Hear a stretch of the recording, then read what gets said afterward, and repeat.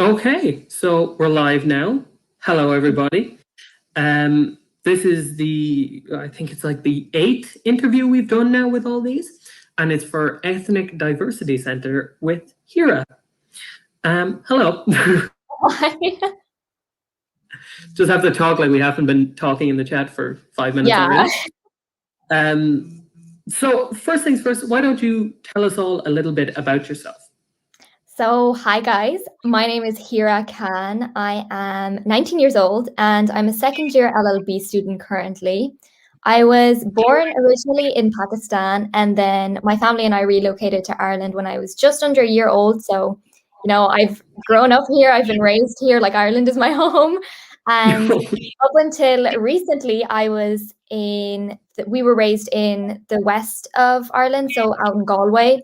And then a year and a half ago, we moved down to Waterford. Around the same time that I was starting university. So I went straight up to Maynooth and my family came to Waterford. And then I came down here when, lockdown happened. Yeah. So you're in Waterford now? Yes. Yeah. So here's the next one is to describe yourself in 3 words. Just 3 just 3 words. Yeah. I would say easy. I know. Probably determined, friendly, and creative. Oh, lovely. So I can testify to that one. So for the role of Ethnic Diversity Center, to you, what does that entail? To me, this role really entails working alongside the Vice President of Equality and Welfare, other senators, and clubs and societies in order to actively promote race equity, inclusivity, diversity, and interculturalism within the different ethnic and cultural minority groups in the university, as well as with the wider Maynooth community as well. Okay, very good. And what do you think you can bring to this role specifically? I guess I should start off by saying that I've never been on Senate before. I'm running for the first time. So I think that that's valuable in the sense that I can bring a brand new perspective and fresh new ideas to the table, as well as that being part of a small ethnic minority group as a Pakistani Muslim. I know the struggles of feeling unheard and invisible at times, which is why I'm motivated to represent all ethnic minority groups and be their voice. That's very good. It's very nice. It's very important, especially like with everything that's been happening this year specifically, that people do get a voice, especially Exactly. And really just bridge that disconnect that people are feeling now with being online, Oh, yeah, definitely. You sort of already answered this one, but how have you been involved with the university or the Students' Union in the past? Okay, so I have been pretty heavily involved, and this is something that I didn't actually realize until recently. When I came into the university, in terms of clubs and societies, I was the first year rep for the Islamic Society, and then I worked my way up to a treasurer role. And then I also joined FLAC Society this year as an editorial officer. That is the Free Legal Advice Clinic Society. And as an editorial officer, alongside other members, I've been working to publish a guide to student rights, which is really giving students an opportunity to access in like an online format their legal rights and things that these legal rights really do pertain to them. And then I have also been the second year rep for ELSA, which is the European Law Students Association Society. And in terms of the university itself, I have been a student ambassador since I was a first year, so first semester of my first year. And recently, in first semester just gone, in the second half, I was a campus concierge. So I was on campus for a little while in my red jumper, gaining my sanity. And lastly, I would say for the Students' Union, I have been involved in the planning committee alongside the current ethnic diversity senator, who's Tina Dinga, and as well as the other VPs and the equality and welfare team. in order to organize a student race equity forum, which is a forum designed to facilitate conversations on how we can promote diversity and inclusivity, as well as how we can prevent the manifestation of racial bias and discrimination. Okay, I think you're more than qualified for the role, Emily. Yeah, this is one of those things that I was like thinking about it, and I was like, oh crap! Like I have like a whole list of things I need to say. Yeah, it definitely wasn't a spur of the moment decision, anyway. No, for sure, for sure. Yeah, and also now we know who to go to if we need legal advice, because that's Exactly. And I also think that these roles did give me the confidence to run, because I feel like otherwise I never would have ran, just because I would have been like, like, what can I even bring to the table? Yeah, the answer is a lot, apparently. Yeah. So why don't you tell us a little bit about how you've ran your campaign? Because obviously this year it's vastly different from any other year in terms of campaigning. Yeah, which is incredibly disappointing, because I did want to do the whole t-shirts, posters, lollipops thing. But so far, I've been mostly campaigning on Instagram, which to me seems like the most popular social media platform. But as well as that, I do plan on getting some TikToks out and some tweets, just to be as accessible as possible and cover all the bases. And I do have some memes coming to kind of, lighten the mood. So yeah, basically that's it. Yeah, it's amazing how popular TikTok has become as far as campaigning is gone this year. Yeah. People have really just realized the value of TikTok. Yeah, I guess it gets it out there fast. For sure. And I know you're running unopposed for this one, aren't you? Or I might be thinking. No, actually, I do have someone running up against me. She's also in my year. I think we've never met, unfortunately, but yeah, I do have someone running up against me. Yeah, no, it must be. Yeah, it's because I knew there was. I was going through the list yesterday on the MSU page, and there's about 5 or 6 that were just singular people. Yeah, I think up until the nominations like happened one week, and then like I went through a whole weekend of just being unopposed, and then Vanessa decided to join as well. And so like for the longest time I did think I was unopposed. But yeah. Okay, well then this question really does have some weight then if you're not unopposed, is how do you plan on securing votes for this campaign? Just attempting to be as transparent as possible on why I'm running for the role and what I hope to achieve. And as well as that, I've been trying to actively engage with students by holding Q&A sessions on my Instagram, or maybe just hopping on to my stories at the end of the day, just to give students a chance to really get to know me as a person beyond a laptop or a phone screen. Yeah, it's very important, especially now that it's all online. Yeah. It's like the personality across as well. Yeah, exactly. Do you have any plans or ideas that you want to have inputted if you do get elected? Yeah, I do have a couple. One would be to run focus groups on specific ethnic minority groups, to reach out to them individually and really make them feel respected and that their concerns are being heard. As well as that, I want to try and run training sessions on these specific cultural and ethnic minority groups and on their histories.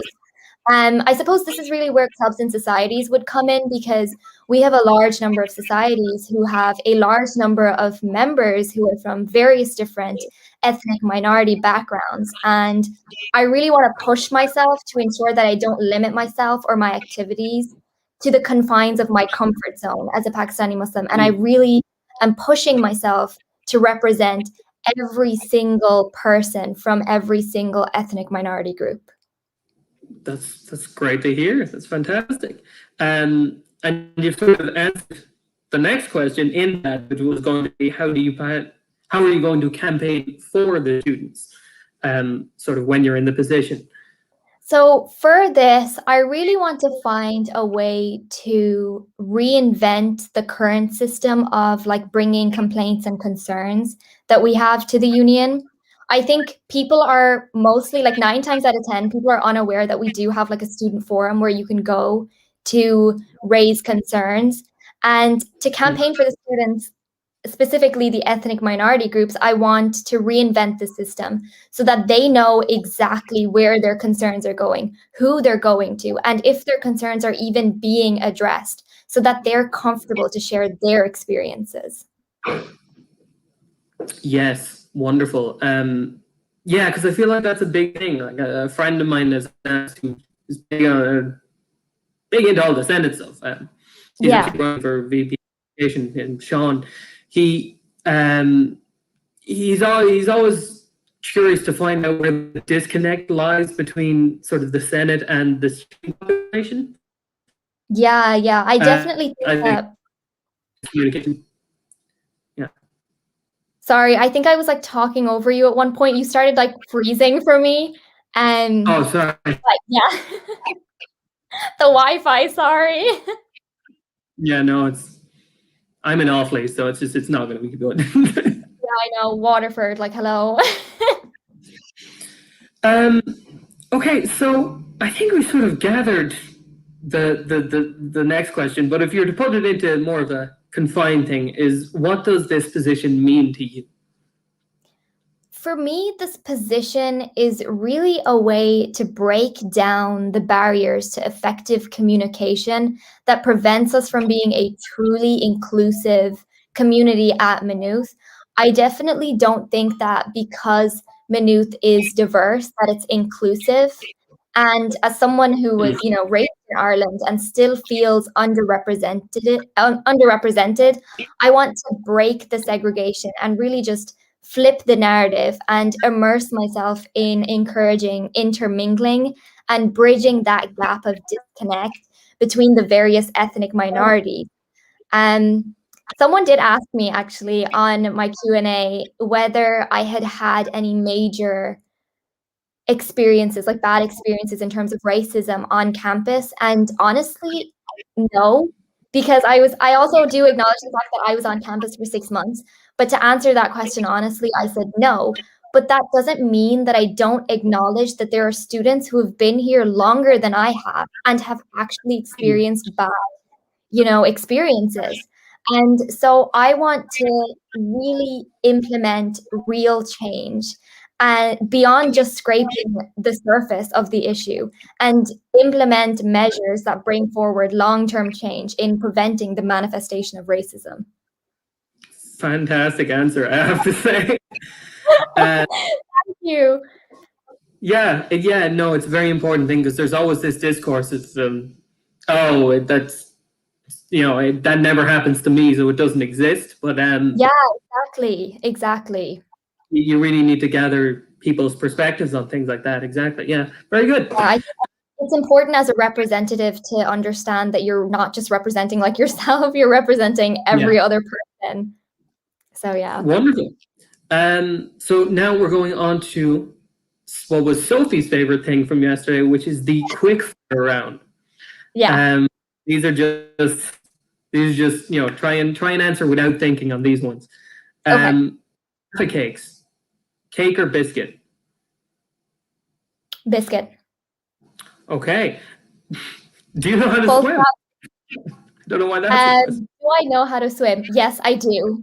And this is actually funny because this is one of those things. I don't know if your primary school was the same, but I remember out where I lived in Oranmore in Galway. Sorry, these are quick fire. Do you want to hear the background? No, go on. Okay. Sorry. I just feel like I talk a lot sometimes, but this is actually a funny story, I swear. Okay, go on. Back out where I lived in Oranmore, there was a girls' primary school and there was a boys' primary school. And when in 3rd class and 4th class, it was mandatory to go on these swimming lessons, and we'd go to the same exact pool. So the guys would go first. Yeah, and they would be leaving as we would be entering. And I knew this. And so when we got the letter home, and my mom was reading the letter, I was like, please, just tell them that I'm like allergic to water and that I can't go swimming. Like, I do not want to go in a pool of like other people's germs. Like, can you imagine? And my mom was just like, no. She was like, no, absolutely not. Like, you're going. And this is one of those things that like, now I think back on and I'm like, thank God, because it's like riding a bike, like it's one of those useful, unuseful skills that you don't really know when you'll use it, but you do know that you might have an opportunity where you do need to use it. So yeah, I do know how to swim, but yeah. I Now don't know I'm if this glad. pops up on your screen. Yeah, Sophie. now I'm glad. But at the time, I was just like, no, absolutely not. Yeah. This comment here is from Sophie, and she's the one who organized the questions. Yeah. So yeah, okay. We'll try and make them quicker, Sophie. Okay, sorry. Do you have any pets? No. No. Oh.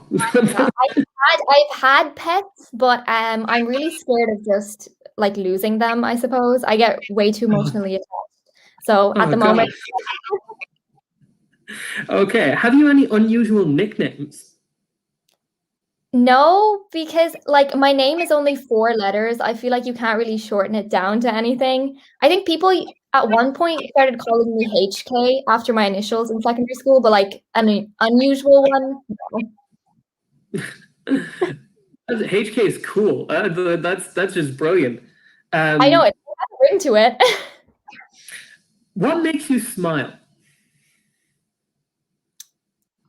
This is a hard question because I feel like I smile a lot, and that's probably because like I had really bad teeth when I was younger, and like having braces for like 3 years now, I'm just like everything that I do, I'm just like, guys, look at my teeth, you know? Yeah. But like answer, like genuinely who like what makes me smile would just be being around friends and family, you know?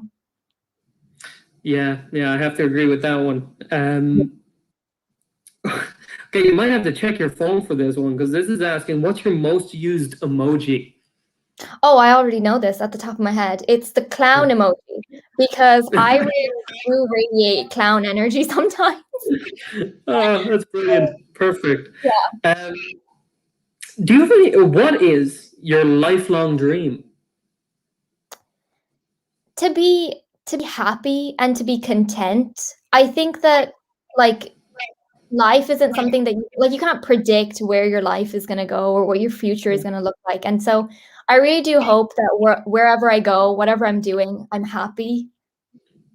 Yeah, that is super sweet. Okay, so if you were to have one more meal to eat, what would it be? So your final meal. I don't even have to think about this. I would want a thigh, honey and chili chicken with jasmine rice. That sounds delicious. It is delicious. I don't think I've ever had Thai food, but After this, yeah. I love I love. chicken, so that's the last of our questions, unfortunately. So Yeah. I want to say thank you for coming, and to anyone who's watching, to make sure to get there and vote. Just to make sure that you want your vote heard, you're going to vote for the person who represents you. And maybe it'll be Hira. Yeah, exactly. I said it better myself. Is there anything you want to say in closing? Just thank you guys for coming on and listening and for watching. And of course, thank you, Dermot, for asking me these questions and for being a great interviewer. And Sophie as well for coming up with questions. Okay, well, thank you for coming. We're going to leave. For anyone watching now, the next interview will be at 5. So stay tuned. All right. Thank Bye.